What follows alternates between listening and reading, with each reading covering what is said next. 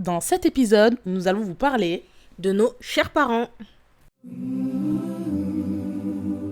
Assalamu alaikum wa rahmatullahi wa barakatuh. Bienvenue sur Opération Firdaus. On se présente. Moi, c'est Khadija. Et moi, c'est Mariam. Deux amis dont le début de parole est plus élevé que la norme et on a décidé de le mettre à profit et d'aider à notre échelle la communauté musulmane. Notre objectif est simple, éveiller les consciences. On va traiter ensemble de différents sujets qui englobent notre quotidien afin de te et de nous pousser à la réflexion sur nos pratiques religieuses, nos manières de penser et d'atteindre le Firdaus, Inch'Allah.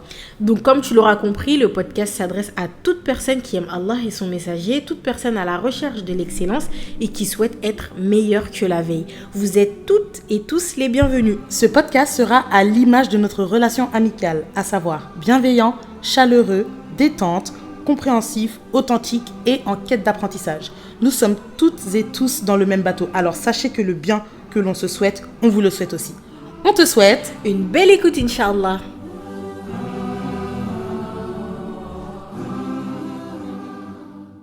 Assalamu alaikum wa rahmatullah, on espère que vous allez bien. Permettez-moi d'abord de demander à Khadija comment elle va. Oui, ça va, merci, alhamdoulilah, et toi? Ça va, alhamdoulilah, comme d'habitude. Quand et je te vois, famille, tout va bien. Ah, ça fait plaisir. Ouais. Ça fait plaisir. Ouais. Et la famille? Alhamdoulilah, le travail? tout va bien. Ah bah super. Et vous, on espère que ça va, la rentrée, la reprise, tout s'est bien passé et que le dernier épisode aussi vous a plu. On attend en tout cas vos retours avec impatience. On attend dessus. vos retours avec Vraiment. impatience. Surtout que le format a un peu changé. On a fait une interview. C'est vrai que c'est pas facile de faire des interviews. C'était un nouvel exercice pour nous.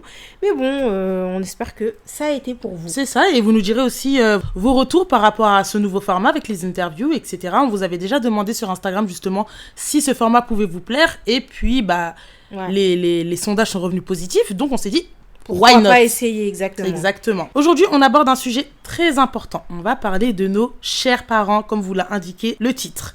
On vous cache pas que la préparation de cet épisode a été différente des autres. On a vraiment été très très émus. Il y a beaucoup d'émotions qui sont revenues à la surface parce qu'on s'est souvenu en fait de tout ce que nos parents avaient fait pour nous, tout ce qu'ils ont sacrifié pour nous accorder une vie qui est meilleure. Et donc cet épisode aura pour objectif de nous rappeler ensemble de leur importance et de leur rang. En fait, lorsqu'on est enfant, on se rend pas compte forcément de la valeur de nos parents. D'ailleurs, ce qu'on caractérise souvent par crise d'adolescence, entre guillemets, renvoie à la période pendant laquelle les relations entre les enfants et les parents se dégradent et deviennent conflictuelles. Nos parents sont pour nous, en fait, des policiers qui nous interdisent un tas de choses, qui sont à la base cool pour nous. Et d'ailleurs, on rêvait tous d'avoir des parents cool. Les parents stricts qui emprisonnaient leurs enfants, vraiment, on était du genre, ah bah, vous, on vous a pris. Non, mais on était vraiment dans une matrix incompréhensible. On rêvait tous, ou presque tous en tout cas, de parents qui nous laissent sortir, rentrer à pas d'heure, qui nous laissent dormir chez nos copines, qui nous laissent nous habiller comme on le souhaite, nous laissent faire des piercings, des tatouages, se maquiller, aller en soirée, aller à un concert, enfin bref, vraiment la vie rêvée des adolescents. Et pas que en réalité, parce que cette vie est aussi rêvée par certaines de nos sœurs qui, même passé le lycée, continuent de fantasmer sur un tel mode de vie. Ouais. Et avec le recul en fait et la maturité, on prend conscience qu'en réalité, nos parents n'ont pas été stricts. Ils ont juste été de bons parents, tout simplement. Des parents qui veulent le bien pour leurs enfants, qui souhaitent les préserver des tentations de la vie d'ici-bas, etc. C'est vrai, c'est ça. Et croyez-le ou non, la plupart des parents nous le diront, ce n'est en réalité qu'une fois qu'on a des enfants que l'on se rend compte de la véritable valeur de nos parents. Une valeur inestimable. Et dans cet épisode, Inch'Allah, on verra les versets, les hadiths qui mentionnent l'importance des parents. On parlera également du comportement exemplaire que l'on doit avoir envers nos parents, en passant par la patience, le respect, la communication, etc. Et pour finir, on parlera des personnes qui ont perdu leurs parents. Qu'Allah leur fasse miséricorde. Amin. On leur donnera quelques conseils à notre échelle, Inch'Allah. Exactement. Commençons par le commencement. Exactement. Par les versets et les hadiths qui concernent les parents. Nos parents occupent un haut rang dans notre religion, un rang qu'aucune autre religion ne connaît. Et la bienfaisance envers les parents est en réalité une injonction divine qui vient immédiatement après la foi en Allah et l'adoration qu'on doit lui vouer. Donc concrètement, on adore Allah et au second plan, on retrouve notre prophète Mohammed alayhi salatu wassalam, puis nos parents. Et comme le disait à plusieurs reprises, l'ordre d'adorer Allah est souvent suivi de la bonté envers les parents, comme s'ils étaient étroitement liés. Et on l'a dans la sourate 2 Al-Baqarah, verset 83. Et rappelle-toi, lorsque nous avons pris l'engagement des enfants d'Israël de n'adorer qu'Allah, de faire le bien envers les pères et mères. Et nous avons aussi des versets enfin un verset à la sourate An-Nisa, la sourate numéro 4, verset 36. Adorez Allah et ne lui donnez aucun associé. Agissez avec bonté envers vos pères et mères. Et on a la sourate An-Na'm, sourate numéro 6, verset 151, dit « Venez, je vais réciter ce que votre Seigneur vous a interdit. Ne lui associez rien et soyez bienfaisants envers vos pères et mères. » Et les versets les plus explicites à ce sujet restent ceux de la sourate Al-Isra, la sourate numéro 17, versets 23 et 24. وَقَضَى رَبُّكَ أَلَّا تَعْبُدُوا إِلَّا إِيَّاهُ وَبِالْوَالِدَيْنِ إِحْسَانًا إِمَّا يَبْلُغَنَّ عِندَكَ الْكِبَرَ أَحَدُهُمَا أَوْ كِلَاهُمَا فَلَا تَقُل لَّهُمَا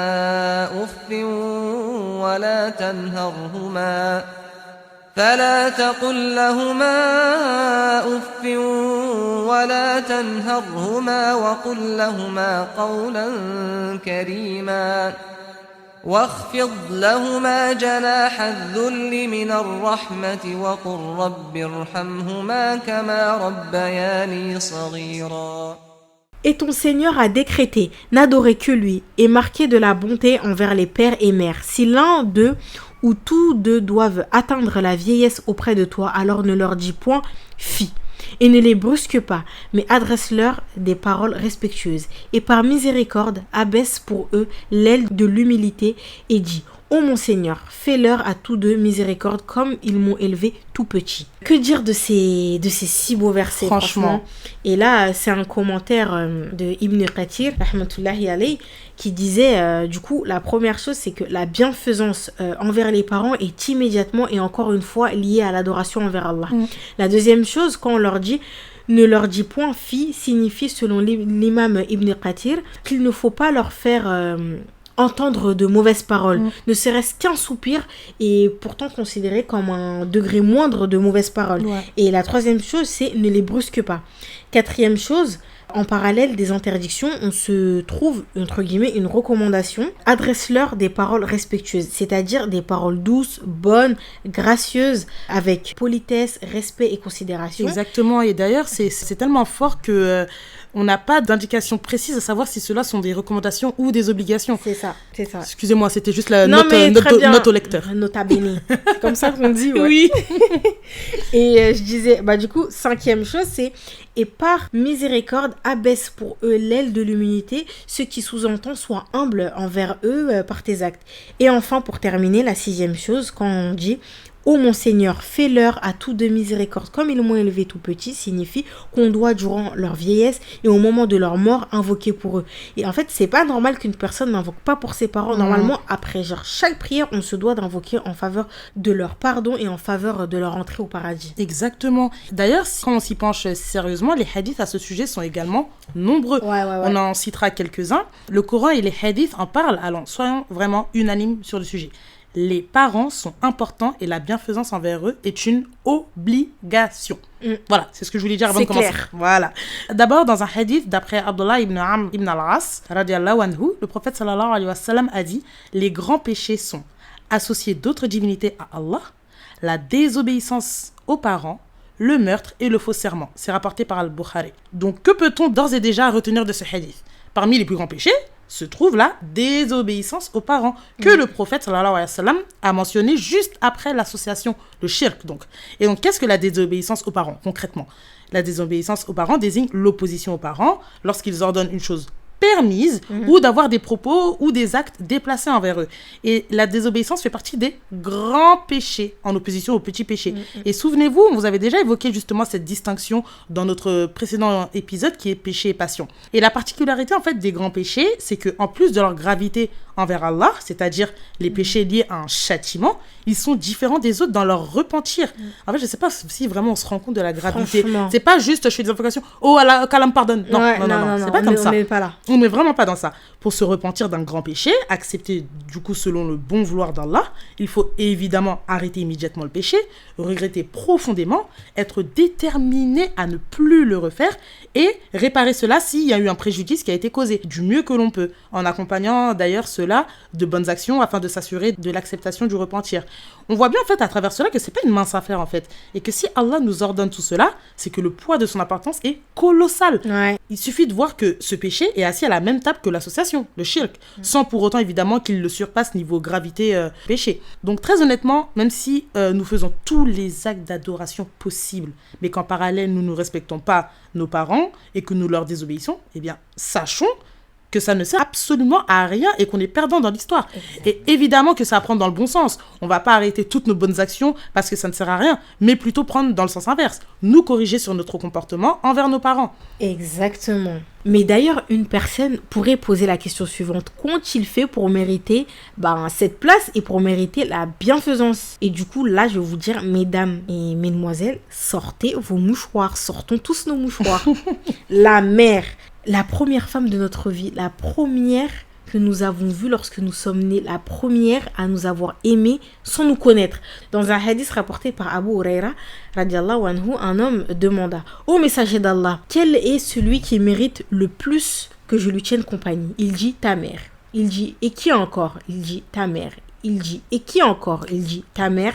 Il dit: et qui encore? Il dit: ton père. Première réponse du prophète, alayhi salatu wassalam, c'est ta mère. Et en plus, il le dit 3 fois d'affilée avant de répondre ton père. En fait, voilà pourquoi on commence par évoquer l'importance de la mère. Et dans la sourate Luqman, verset 14, Allah nous dit: ووصينا الإنسان بوالديه حملته أمه وهنا على وهن وفصاله في عامين أن اشكر لي ولوالديك إلي المصير. Nous avons commandé à l'homme la bienfaisance envers ses pères et mères. Sa mère l'a porté, subissant pour lui peine sur peine. Son sevrage a lieu à 2 ans. Sois reconnaissant envers moi ainsi qu'envers tes parents. Vers moi est la destination.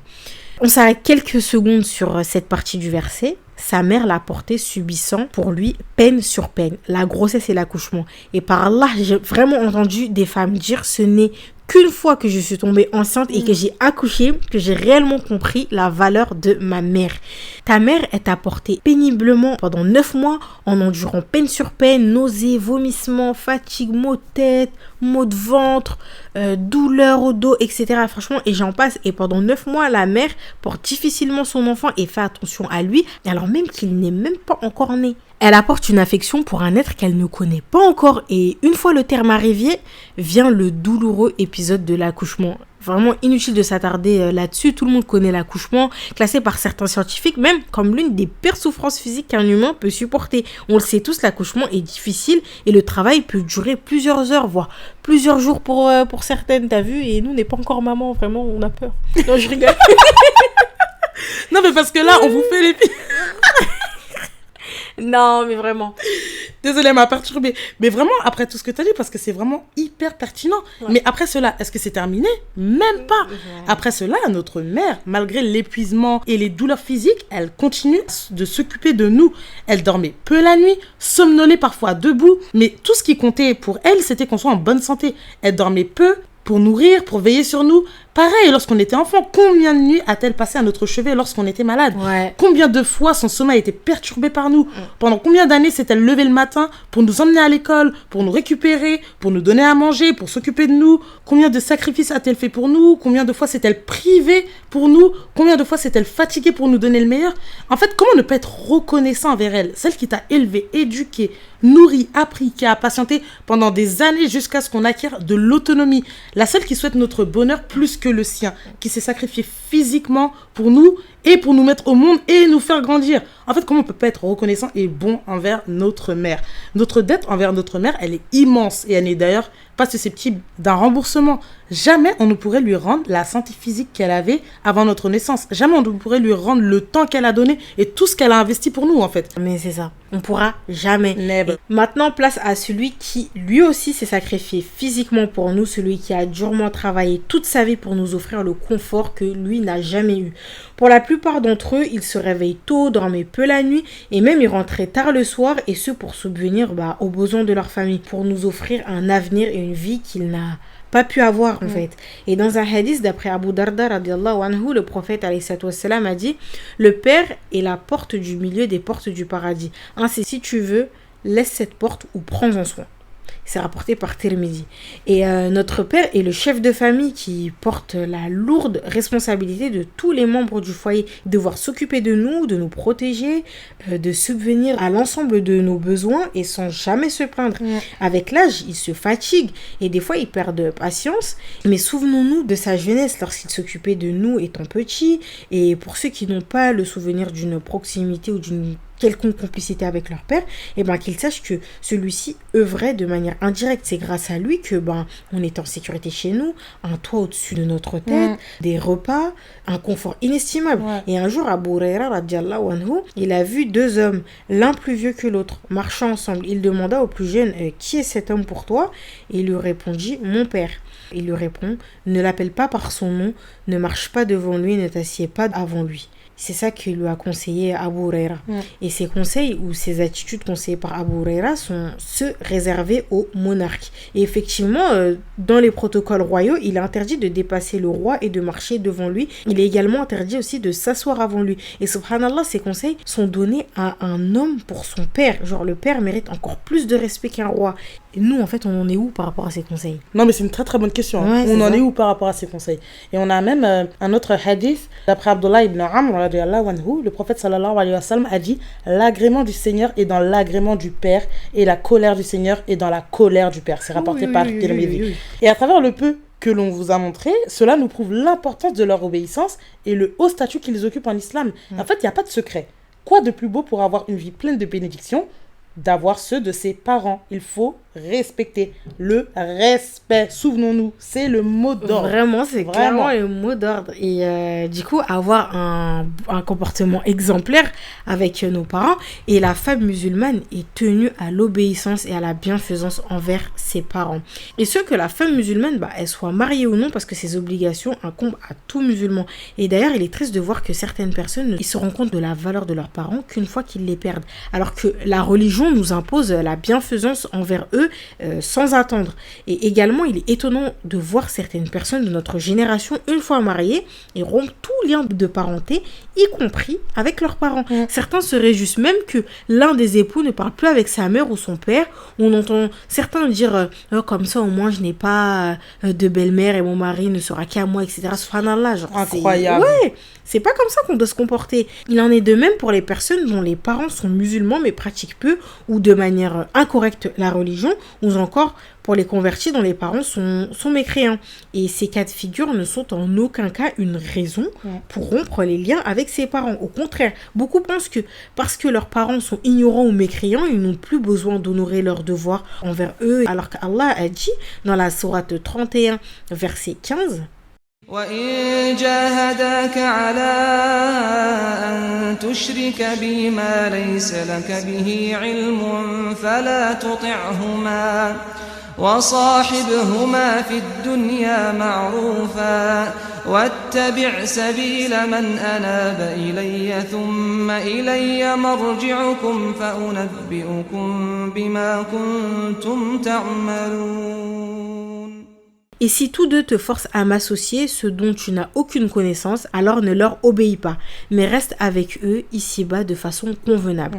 Donc, entre guillemets, reste avec eux ici de façon convenable. Ibn Kathir, il a interprété ce verset en expliquant que même s'ils essayent ardemment de nous convertir à leur religion, n'acceptons pas leurs efforts, mais ne renonçons pas non plus à nous comporter convenablement avec eux dans ce bas monde. Exactement. Alors vraiment, si vous êtes dans le cas de figure où vos parents ne sont pas sur le chemin de la droiture, soyons vraiment bienfaisants envers eux. Montrons-leur le bon chemin, montrons-leur le bon comportement, ce à quoi nous exhorte notre belle religion. Soyons attentionnés envers eux, toujours à leur service, toujours bons envers eux, en leur offrant des cadeaux, en faisant preuve de patience surtout, et en invoquant pour eux pour avoir la guidée.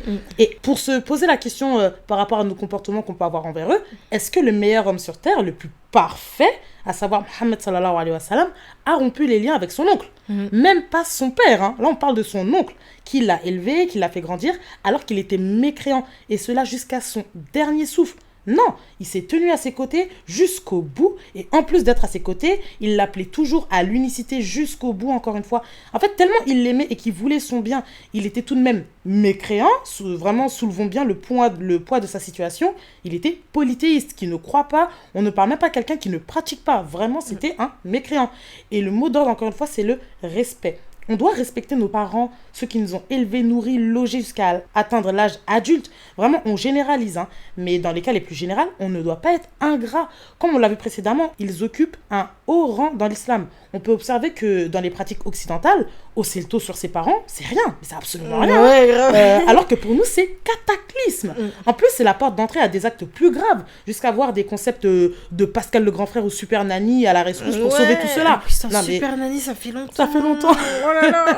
Mais vraiment, en fait, c'est que les bases, elles n'ont pas été instaurées dès le début. Et c'est là qu'on se dit vraiment, mais rien n'est prescrit dans le vent, dans notre religion. Rien. Faisons en sorte de ne jamais élever nos voix au-dessus de la leur. Des fois, avec nos parents, on peut rencontrer des gros soucis au niveau de la communication. Nous sommes beaucoup à avoir des parents qui sont nés et qui ont grandi dans nos pays d'origine et ils sont venus en France pour nous accorder une vie meilleure, vraiment qu'Allah les préserve et les récompense. Mais il est clair que de l'autre côté de la Méditerranée, les mentalités, les habitudes de vie sont différentes, surtout à leur époque.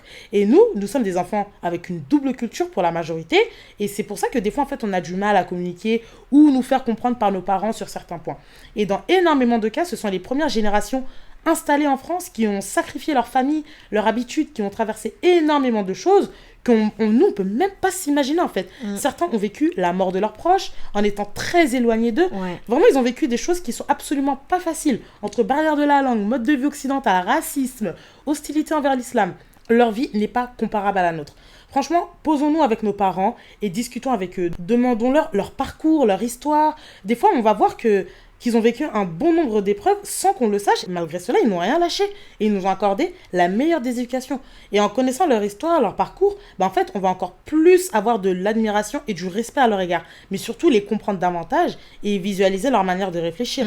C'est là, exactement là, que le bon comportement de la musulmane fait surface. C'est-à-dire apprendre à être patiente envers eux, ceux qui t'ont mis au monde, surtout pour les sujets assez compliqués et conflictuels comme le mariage, les études supérieures aussi, la tenue vestimentaire, les concepts de vie et même la conversion à l'islam pour certaines personnes. Bon, là, c'est un autre sujet, mais c'est important de l'évoquer quand même. Dans tous les cas, c'est très dur et il faut beaucoup discuter, patienter, essayer de les comprendre leurs craintes, leurs appréhensions et surtout faire beaucoup d'invocations. Mais aller à l'affront, se mettre ses parents à dos, être rude avec eux, employer la manière forte, etc. Non, ce n'est pas la solution. Ce n'est clairement... It's not the solution.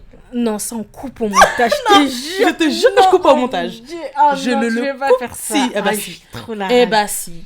En plus, c'est elle qui fait les montages. Non, je sais que tu vas couper. C'est pas possible. Mais je te jure que je vais pas couper. Si je vois ça vendredi.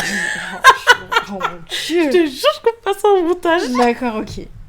Je poursuis du coup. Je sais plus ce que je voulais dire. Prenons l'exemple du prophète Ibrahim alayhi salam qui avait un père polythéiste. Il n'a pas haussé le ton sur son père, mais il l'a toujours conseillé avec bienveillance et pédagogie, bien qu'il adorait des statues. On peut le voir dans la sourate Maryam, la sourate 19, verset 42. إذ قال لأبيه يا أبت لم تعبد ما لا يسمع ولا يبصر ولا يغني عنك شيئا. Ô mon père, pourquoi adores-tu ce qui n'entend ni ne voit et ne te profite en rien? Genre, est-ce que vous avez vu la pédagogie et l'effort d'amener son père à la réflexion? Ouais. Ibrahim est un prophète et regardons comment il parle à son père polythéiste. Et aujourd'hui, qu'est-ce que l'on voit? La sœur ou le frère, genre, a appris 2 versets ou 2 hadiths, etc. Et elle se permet de sermonner ses parents sur leurs pratiques religieuses, etc. Genre des parents en plus qui sont musulmans. Ouais. Au lieu d'essayer de leur expliquer leurs manquements, ce qu'ils ne savent peut-être pas, avec douceur et pédagogie, on retrouve des enfants qui haussent le ton sur leurs parents avec des phrases à base de « Mais vas-y, toi tu connais rien, et toi tu comprends rien, tu connais rien à la religion, mais ça c'était à l'époque, ça c'est plus... Toi t'es dans le faux. Ouais. Non, on parle pas comme ça à ses parents. Non, sérieusement, sérieusement. J'ai vu ça vraiment plusieurs fois. Ouais. Et certains même arrivent à traiter leurs parents de mécréants. Non mais c'est grave. Alors que ces derniers sont musulmans Tout cela sous prétexte qu'ils ne suivent pas la bonne voie, entre guillemets. Vraiment, qu'Allah les guide, qu'Allah nous guide tous. Et encore une fois, les récits des prophètes ne sont pas là pour faire joli ou pour faire la liste de nos prophètes préférés, mais vraiment pour qu'on en tire des leçons et qu'on les applique. Dans notre société actuelle, on va dire qu'à partir de 18 ans, l'enfant devient un adulte et se sépare donc de ses parents, comme si à 18 ans, notre indépendance légale du point de vue de la loi, te permettait tout. Nos parents deviennent limite des étrangers et on fait ce qu'on veut, quand on veut, on prend notre appartement et nos décisions et nos dépenses ne les concernent en rien. Ouais, mais vraiment en rien, et on leur manque de respect, etc., sous prétexte que c'est notre vie et qu'on est majeur et vacciné, etc. Et pour l'anecdote, comme d'habitude, on m'appelle Madame Anecdote. Non, on t'appelle Père Castor la Binocloud. Ah ouais. D'accord, oui. Je suis trop contente de ma blague. T'es pas sympa. Je suis désolée. Voilà, du coup, en fait, à un moment, j'étais en stage en EHPAD lors de ma formation infirmière. Et à un moment, il y a une dame, elle arrive et tout, en bombe, en furie et tout, et elle commence à agresser une aide-soignante. Et, agresser verbalement, quoi, voilà. Et du coup, je m'approche un peu pour savoir de quoi il s'agit. Et là, en fait, je comprends que c'est la fille d'une résidente de l'EHPAD. Elle n'était pas contente parce que la jupe de sa maman était tachée. Et elle a dit que c'était de la maltraitance, qu'elle va remonter ça à la direction, etc. Non, mais genre, j'étais tellement énervée contre la dame. Non, mais genre, moi, en plus, je suis quelqu'un, genre, je suis grave calme et tout. Mais j'étais tellement énervée contre la dame parce que je me suis dit, mais en fait, prends ta mère et ramène-la chez toi, occupe-toi d'elle alors. Non, mais vraiment. Non, mais parce qu'en fait, cette résidente, en plus, elle avait pas de problème de santé, etc. Ça veut dire qu'elle pouvait la garder avec elle. Et franchement, ça m'a irrité, ça m'a gratté. Je voulais grave aller lui parler, mais enfin bref, voilà. Je suis restée à ma place. Ta place de stagiaire. Exactement, de stagiaire. C'est trop ça. Mais vraiment.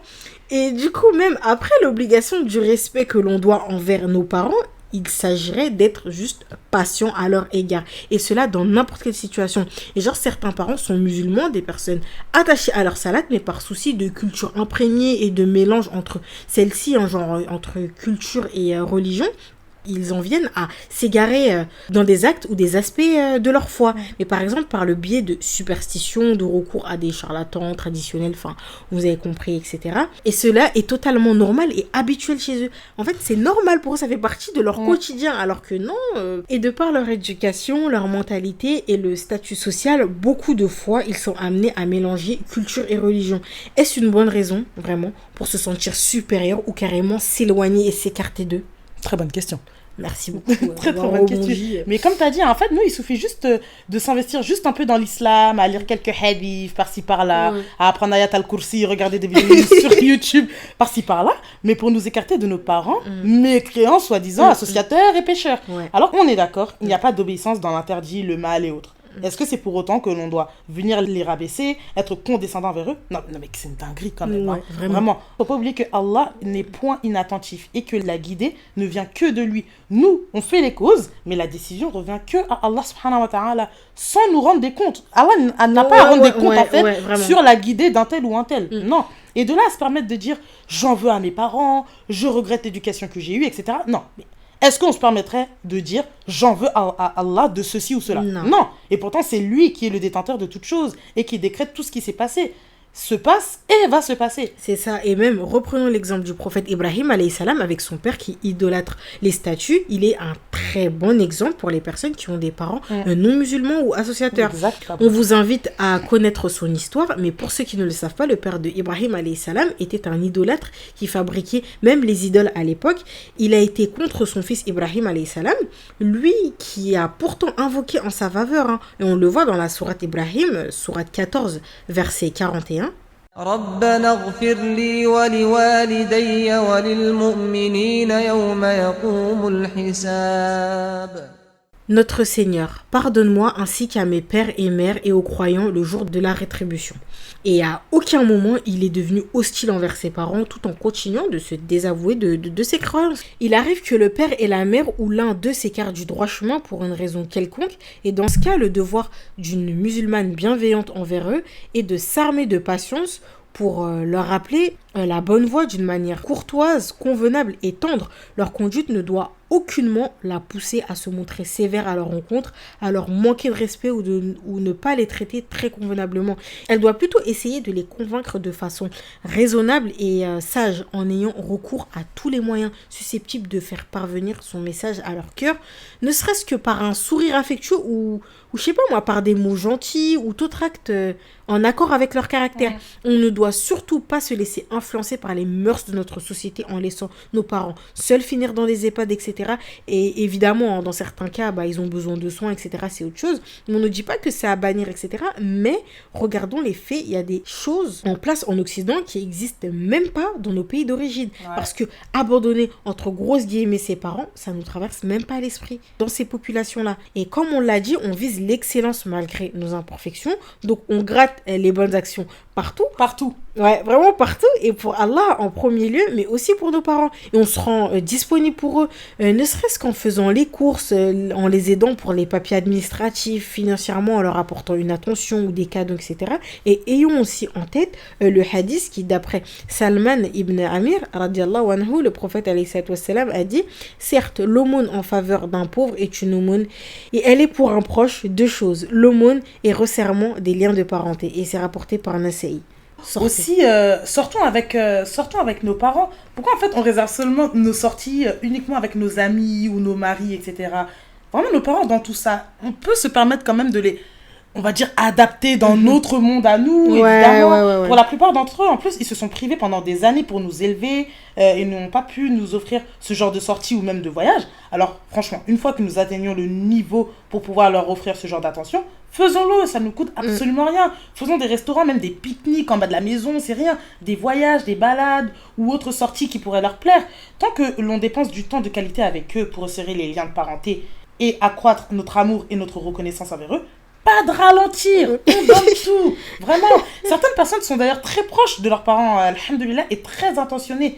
Ils entretiennent des relations fusionnelles avec leurs pères et mères, d'autres par manque de communication, amour non démonstratif, différences d'âge qui peuvent être très poussées, ou autres causes ne sont pas forcément très proches de leurs parents, mais vraiment, le principal, c'est de faire des causes, aussi minimes qu'elles soient, c'est déjà bien, franchement, et au fur et à mesure, on augmente la cadence, etc. Tâchons de préserver nos liens de parenté à travers tout acte. Des appels, les messages, les visites, même s'ils sont à tout l'autre bout de la terre, préserver leur réputation, leur honneur, leur argent, leur dignité, leur donner ce qu'ils nous demandent, les consulter pour prendre un avis, ne pas leur faire de reproches. Vraiment, on fait notre maximum. Vraiment le maximum. Et même d'après Anas ibn Malik, radiallahu anhu, le prophète alayhi wassalam a dit « Il y a 3 invocations qui ne sont pas repoussées. 1. L'invocation du père, l'invocation du jeûneur et l'invocation du voyageur. » Et c'est-à-dire que l'invocation des parents en faveur de leur enfant est exaucée. Je sais pas si vous en rendez compte. Moi, quand j'ai su ça, je me suis dit, ah ouais, d'accord, les parents, c'est vraiment important. Ouais. Et d'ailleurs, si j'ai envie que mes parents me fassent des belles invocations et que j'ai la baraka dans tout ce que j'entreprends, je dois les respecter, les chérir et bien me comporter avec eux. Ça va de soi. Ouais, ça va de soi. Quand nos parents sont satisfaits de nous, wallahi, que l'on le sent dans notre vie, leurs invocations ne sont pas à négliger. Donc, si vos parents sont encore là, profitez-en pour leur demander qu'ils invoquent pour vous. Et respectons nos parents et le verset de la sourate 17, verset 24. Ô mon Seigneur, fais-leur à tous de miséricorde, comme ils m'ont élevé tout petit. Si dans la relation entre vos parents et vous, il n'y a plus de rahma, c'est qu'il faudra tout revoir. Et je vais vous raconter un truc là qui vient de me venir à l'esprit et qui prouve une fois de plus l'importance de nos parents et l'amour qu'ils nous portent, et plus particulièrement nos mamans. Pendant l'hiver dernier, j'ai chopé une grippe sévère. Je ne sais pas si c'était le Covid ou je ne sais pas. Mais en tout cas, c'était chaud. Et d'ailleurs, Mariam aussi, elle était malade ce moment-là. C'est toi qui m'as contaminée. Non, c'est toi. Voilà, tranquille, c'est toi, tu peux l'accepter. Et il faut savoir que dès que j'ai senti que je commençais à tomber malade, genre fièvre, virus, courbature, etc., j'ai directement pensé à ma mère. Vous allez me dire, mais pourquoi ? Mais en fait, quand je suis malade, ma mère, elle est toujours auprès de moi. La nuit, elle se réveille pour savoir comment je vais. Elle me prépare des soupes, elle me masse. Enfin, genre, elle est vraiment au petit soin. Elle s'inquiète pour moi jusqu'à ce que je me rétablisse. Et là, je suis mariée, en fait. Et là, je me suis retrouvée dans mon lit chez moi et tout. Là, j'étais à 2 doigts de pleurer et crier « Maman !» Non mais Comment ça a J'ai sifflé dans leur oreille. Oh Hein, c'était- là là là là là là. J'étais en mode non et tout. Mais après, alhamdoulilah, j'ai un mari qui gère très bien aussi, Allahumma barik. Je te passe le salam. D'ailleurs, si tu passes par là, je crois pas qu'il chope mon col. Ouais. Non, mais vous m'avez compris, on peut pas comparer une mère. Une mère, en fait, C'est pas la possible. mère, c'est la mère. Après, je me suis dit, genre, même si toute la famille est malade, genre l'époux, les enfants, tout le monde, genre la mère, elle doit toujours gérer. Elle prend soin de tout le monde. Et même si elle est extrêmement fatiguée, on comprend mieux le hadith où le prophète, alayhi salatu wassalam, disait 3 fois la mère puis le père. Et vraiment qu'Allah nous accorde un jour la chance d'avoir ce rôle. Et vraiment, quand je me suis rétablie, j'ai grave invoqué pour elle et j'ai prié pour elle. Qu'Allah la garde longtemps auprès de moi, quoi. Amin, amin, amin. Comme tu l'as dit, j'étais aussi malade pendant cette période-là. Ouais. Mais c'était pareil pour moi. D'ailleurs, moi, j'étais tombée malade avant Khadija et on devait même se faire une après-midi bien-être et tout. Ouais. Mais non, annulé pour moi. Bim dans mes dents, vraiment. Mais j'étais abattue physiquement, j'étais malade à fond. Et moi qui vis encore avec mes parents, bah, j'avais ma mère auprès de moi qui me soignait, me donnait à manger. Elle dormait pas. Elle reproduisait même mes petites habitudes parce que par exemple, moi, j'aime manger le riz, la semoule, etc. Bref, tout avec la fourchette. Tout comme les Occidentaux, d'ailleurs. Et tous les plats que moi, on mange chez moi habituellement avec la cuillère, ben moi, je les mange avec la fourchette. Et justement, ils aiment bien me taquiner chez moi en disant que je m'affiche et tout. Mais elle prenait le temps, justement, de reproduire cela, de mettre du sucre de canne, de saler un peu plus mes plats et plein d'autres habitudes, en fait, que j'ai. Mais je vous assure que cette période-là, je ne voulais absolument pas me marier et rester avec ma mère. Je me disais, mais sérieux, est-ce que c'est nécessaire d'avoir un époux? Ouais. Genre, vraiment, je me suis rendu Non, compte. mais ça va, toi. Ça va, je rigole. Mais vraiment, je me suis rendu compte encore plus de la chance qu'on avait. Ceux qui ont connu leur mère aussi. À mon grand âge, elle s'occupait de moi comme si j'étais un nouveau-né. Et même avec tout l'or du monde, je ne pourrais pas rendre la moitié de ce qu'elle m'a donné et sacrifier pour moi dans sa vie. Et pareillement, pour beaucoup, je pense. Vraiment qu'Allah préserve nos mamans. Gardons toujours en tête que tous les sacrifices qu'ils ont fait pour nous, ne serait-ce que juste leur santé, hein, leur argent, leur temps, leurs projets, leurs rêves, nous accordaient une vie convenable. Tout ce qu'ils ont sacrifié, on ne pourra jamais le rembourser. Jamais le rembourser. Et du coup, là, on va vous donner quelques exemples de comportements des pieux envers leurs parents. Et on va vous donner quelques petites histoires. D'après Anas ibn Nadr, radiallahu anhu, il a dit « Une nuit, la mère de Ibn Mas'ud, radiallahu anhu, lui a demandé de l'eau. Et à son retour, il lui apporta de l'eau, mais il la trouva en plein sommeil. Il resta immobile auprès d'elle jusqu'au petit matin. Il ne l'a même pas réveillée. Non, mais je sais pas si on se rend compte. C'est trop mignon. Non, mais vraiment mignon. non, oui, mais franchement... Non, mais on est loin de ça. On est non loin, on est loin. Non, mais nous, on aurait versé l'eau au robinet. On aurait dit, bon, bah, tu dormais. On a une deuxième histoire. Et c'est Mohamed ibn al-Muqadir, radiallahu anhu. Il a dit, j'ai passé ma nuit à masser les pieds de ma mère alors que mon frère Omar a passé la sienne en prière. Sa nuit ne comblait pas autant que la mienne. C'est te rends beau. compte C'est vraiment beau parce qu'en fait, on pourrait croire que, en fait, que c'est 2 poids 2 mesures, alors que les pas récompenses du qui tout. sont derrière ces 2 nuits passées justement sont égalables. Ah, ça fait On a partie même de l'adoration. exactement. On a même une petite histoire d'après Ibn Hassan at-Tamimi radiallahu anhu qui a voulu en fait tuer un scorpion, mais ce dernier pénétra dans un trou. Il y introduisit du coup ses doigts à sa poursuite et le scorpion le piqua. On lui demanda le pourquoi de son geste et il répondit « J'ai craint qu'il ressorte et qu'il pique ma mère ». Voilà, Oh. une autre petite histoire toute mignonne. Voilà. Et de même que Zin al-Abidin, radiallahu anhu, qui était très bienfaisant envers sa mère. Cependant, il ne mangeait jamais dans le même plat qu'elle. Et on lui demanda, tu es la personne la plus bienfaisante envers ta mère. Pourquoi on ne te voit pas manger avec elle dans un même plat? Et il rétorqua, j'ai peur que ma main s'empresse de prendre un aliment sur lequel elle a des vues, et par ce geste, je lui aurais désobéi. Sachez qu'il y a encore très peu de temps, il y avait une communauté chez laquelle on ne trouvait pas des personnes qui habitent à l'étage au-dessus, alors que leur mère habitait en dessous. Waouh. Ah, c'est... Ouais, non, mais oui. Non, ce mais on sont voit des que petites les histoires. Les piétés ne sont pas pareilles que nos générations. Hein. Franchement, Vraiment pas. on est très loin. Ouais. Et je sais pas, vous connaissez peut-être l'histoire des 3 hommes bloqués dans une grotte. Un rocher, en fait, bloquait l'entrée. Les 3 invoquèrent Allah en invoquant leurs bonnes actions passées. Et voyons aujourd'hui celle qui intéresse notre sujet, à savoir la première histoire. Et c'est Abdullah ibn Omar, radiallahu anhu, qui a rapporté que le prophète, sallallahu alayhi wa sallam, a dit « 3 hommes de ceux qui étaient avant vous se mirent en route jusqu'à la tombée du soir, qui les fit entrer dans une grotte où ils se réfugièrent. Un rocher dégringola de la montagne et boucha l'entrée de la grotte. Ils dirent alors, rien ne pourra nous sauver de ce rocher si ce n'est le fait d'invoquer Allah, exalté soit-il, en évoquant nos bonnes actions passées.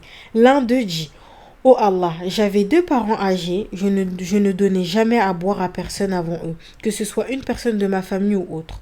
Un jour, j'ai ramené paître mes animaux dans un endroit éloigné, si bien que mes parents se sont endormis avant mon retour. J'ai trait pour eux leur part de lait, mais je les ai trouvés endormis. Il m'a cependant répugné de les réveiller ou de donner à boire du lait à personne d'autre de ma famille avant eux.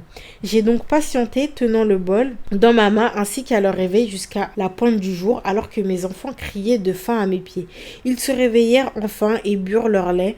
Oh Allah, si tu juges que j'ai fait cela en vue de ta face, libère-nous de ce rocher qui nous emprisonne. Le rocher se déplaça un peu mais pas assez pour les laisser sortir. Subhanallah. En fait, l'histoire, elle est merveilleuse. Elle rappelle un peu l'histoire du début. Cet homme, il a préféré attendre le réveil de ses parents, a refusé de donner à boire à sa famille. Aurions-nous, nous, la même attitude? Non. En fait, toutes ces histoires, elles sont vraiment à méditer. Faisons un exercice très simple. Oui, on s'improvise des petits exercices entre-temps. Mais vraiment, posons-nous la question suivante. Et moi, qu'ai-je fait pour mes parents? Quelles sont les bonnes actions que j'entreprends à leur égard et dont j'espère la miséricorde d'Allah? Vraiment très bonne question et très très pertinente pour terminer cette partie sur les comportements des pieux envers leurs parents. Et qu'Allah soit satisfait d'eux. Amin. Pour terminer, conclure notre dernière partie qui est la partie numéro 4, nous allons donner des conseils à ceux qui ont perdu leurs parents. Il y en a très certainement parmi vous qui nous écoutent et qui ont perdu leurs parents. Franchement, j'imagine même pas à quel point cela a dû être douloureux. On implore Allah subhanahu wa ta'ala de leur faire miséricorde. Amen. Et avec Mariam, on s'est dit qu'on ne peut pas terminer cet épisode sans avoir une pensée pour vous. Et du coup, on s'est dit qu'on allait donner quelques conseils à notre échelle pour, entre guillemets, agir même après le décès d'un parent. N'oublions pas que l'islam est une religion magnifique et que même après la mort d'une personne, on peut continuer à lui faire augmenter sa balance de bonnes actions. Et parmi les meilleures choses à faire, c'est d'invoquer pour eux. Et effectivement, le prophète alayhi salatu wassalam nous a enseigné que lorsqu'une personne meurt, toutes ses œuvres sont interrompues, sauf 3. Parmi celles-ci se trouve un enfant pieux qui invoque pour son parent. D'après Abu Huraira, radiallahu anhu, le prophète alayhi salatu wassalam a dit « Certes, le degré d'un homme va être élevé dans le paradis et il va dire « D'où me vient cela ?» Il sera dit « Cela provient des demandes de pardon de ton enfant en ta faveur. » Et c'est rapporté par Ibn Majah. Donc, on donne tout pour les invocations, mais vraiment tout, il ne faut vraiment pas négliger. Disons-nous que nos parents vont recevoir nos invocations et regardons comment Allah est le miséricordieux par excellence. Et franchement, invoquer, ça nécessite pas d'argent ni d'efforts physiques, etc., mais juste un cœur sincère. Exactement. Et deuxièmement, pour ceux qui en ont les moyens, vous pouvez faire un puits en leur mémoire. Contrairement en fait à ce qu'on peut croire, des puits ou des pompes à eau, franchement, pour certaines associations, il y en a pour 200 €. Si franchement vous êtes intéressé par cela, contactez-nous via Instagram ou par mail et on pourra vous communiquer les contacts qu'on a par rapport à cela et tous les renseignements par rapport à cela, Inch'Allah. Et le puits fait également partie de la sadaqa jariya, c'est-à-dire même après leur mort, leur balance continue de grimper. Ne serait-ce que aussi avec des repas ou même 1 € symbolique, de l'eau, faire don de Coran et toute bonne action qui a du poids sur leur balance. On sait vraiment que la mort n'arrête pas l'amour, on leur porte et que c'est pour ça qu'il est primordial de continuer d'agir même après leur décès. Et c'est vraiment là qu'on se rend compte de l'importance d'aimer une personne fillah, de l'aimer en Allah. En fait, vraiment, l'amour en Allah perdure même après la mort. On souhaite le meilleur dans l'au-delà pour la personne qui est décédée. Et on sait que ce n'est pas fini en fait, que pour avoir des chances et le privilège de revoir cette personne, on agit pour son compte et le nôtre d'ailleurs, en faisant une source de motivation pour adorer Allah et œuvrer dans le bien. Et pour finir, on donne un dernier conseil parce qu'on a remarqué qu'en fait, dans certaines familles, c'est grâce encore aux parents que les enfants continuent de se parler et qui maintiennent leur lien de parenté. Une fois les parents décédés, il y a des frères et sœurs qui ne s'appellent même pas ou bien ne se rendent même pas visite, vraiment qui n'ont pas de contact ou pas de lien, même le plus petit qui soit.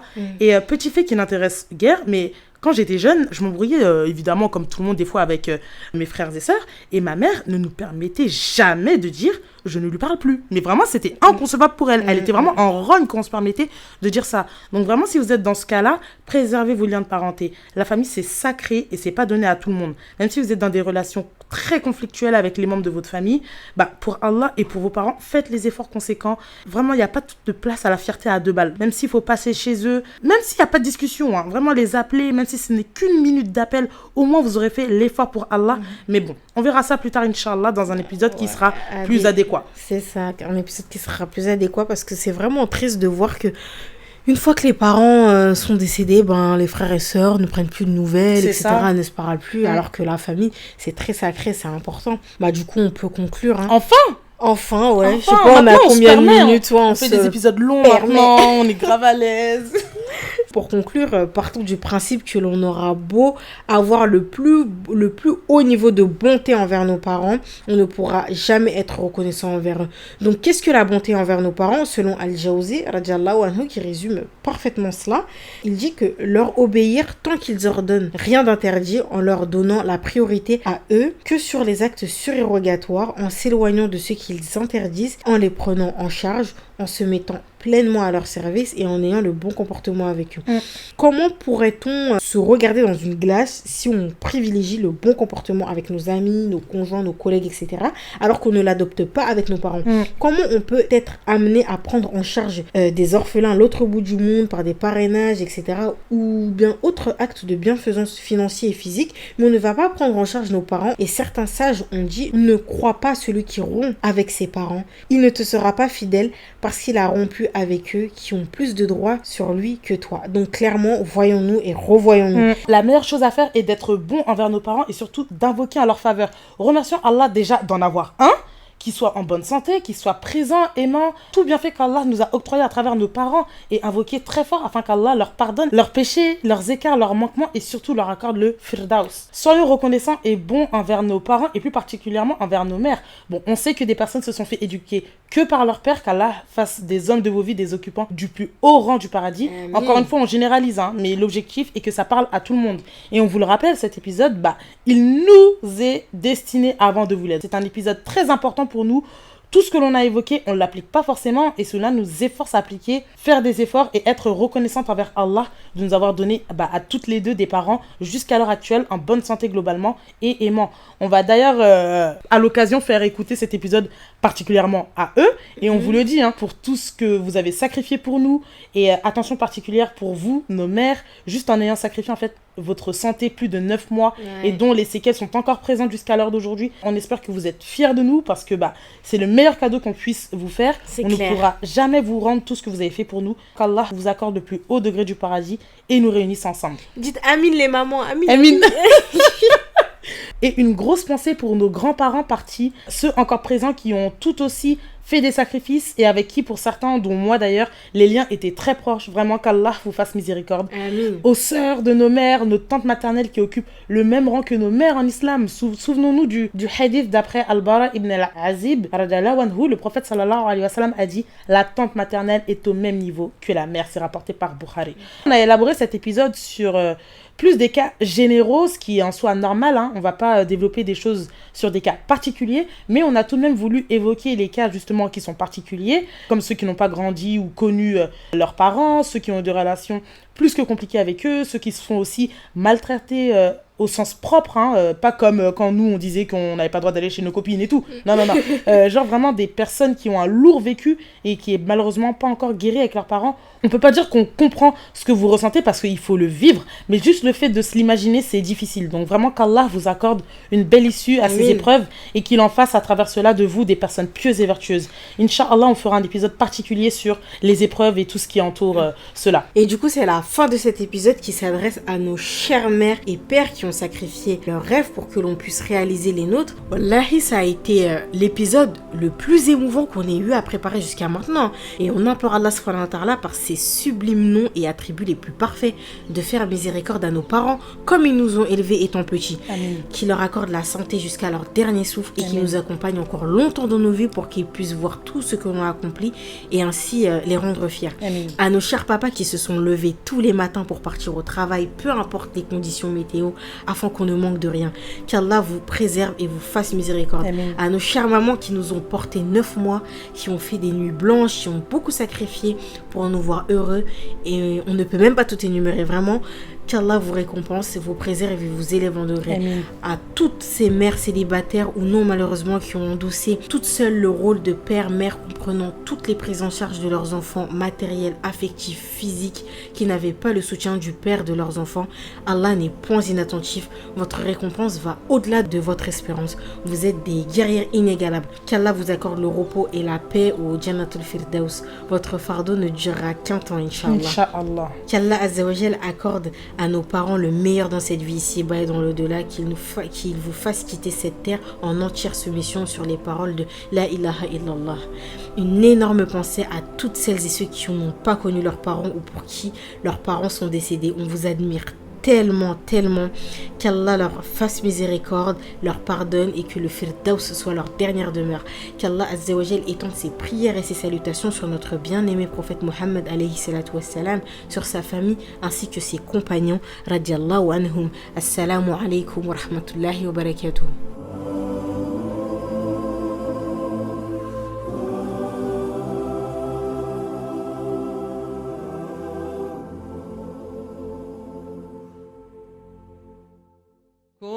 كنتم خير أمة أخرجت للناس تأمرون بالمعروف وتنهون عن المنكر وتؤمنون بالله